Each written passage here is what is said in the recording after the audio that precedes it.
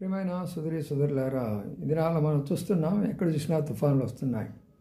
నాహూము గ్రంథం అంటాడు 1:3 3వ వచనంలో 1:3 అంటాడంటే, యెహోవా తుఫానుల ద్వారా వస్తాడు, సుడిగాలి ద్వారా వస్తాడు, మేఘాలు ఆయన పాదధూళి అని అన్నారు.